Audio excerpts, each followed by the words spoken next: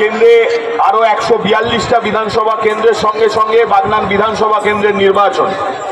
সেই নির্বাচনে আমাদের তৃণমূল কংগ্রেসের সর্বাধিনায়িকা, বাংলার অগ্নিকন্যা মাননীয়া মমতা ব্যানার্জি চতুর্থবারের জন্য এই বাগনান বিধানসভা কেন্দ্র থেকে লড়াই করার সুযোগ আমাকে দিয়েছেন। তার জন্য আমি মাননীয় মুখ্যমন্ত্রী মমতা ব্যানার্জির কাছে কৃতজ্ঞ। আগামী 29শে এপ্রিলের নির্বাচনের প্রার্থী সমর্থনে আজকে বাগনান কেন্দ্র তৃণমূল কংগ্রেসের ডাকে এক ঐতিহাসিক মহামিছিল, যে মহামিছিল খালড়ের বিশাল গার্মেন্টসের কাছ থেকে শুরু করে পায়ে পায়ে বাগনান শহরকে প্রদক্ষিণ করে আমরা মানপুর মোড়ে একটু আগেই আমাদের মিছিলের যে মুখ আমরা এসে পৌঁছেছি। আমাদের এখনো মিছিল পেছনে পড়ে আছে, এখনো বহু মানুষ মিছিলে হাঁটছেন, এগিয়ে আসছেন। আপনাদের প্রথমেই ধন্যবাদ জানাই, আপনাদের আমাদের এইভাবে পাশে থাকার জন্য, আশীর্বাদ করার জন্য।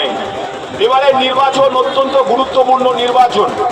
এবারের নির্বাচনের দিকে শুধুমাত্র বাংলা সরকার করার নির্বাচন নয়, এই নির্বাচন 4 মের পর দুটো সরকার ভারতবর্ষে তৈরি হবে। একটা পশ্চিম বাংলায় মমতা ব্যানার্জির নেতৃত্বে সরকার, একটা দিল্লিতে মমতা ব্যানার্জির আপনারা দেখেছেন যে এসআইআর এর লড়াই সংগ্রাম মমতা ব্যানার্জি যে জায়গায় পৌঁছে নিয়ে গেছেন মানুষের গণতান্ত্রিক অধিকারকে রক্ষা করার জন্য, সেই লড়াইয়ে ভারতীয় জনতা পার্টি ধাক্কা খেয়েছে প্রাথমিকভাবে। তার ফলে 2014 পর এই প্রথম সংসদে দাঁড়িয়ে কেন্দ্রীয় সরকার যে সংশোধনী বিল আনতে গেছিল, সেই সংশোধনী বিল তারা পার্লামেন্টে পাস করাতে পারেননি।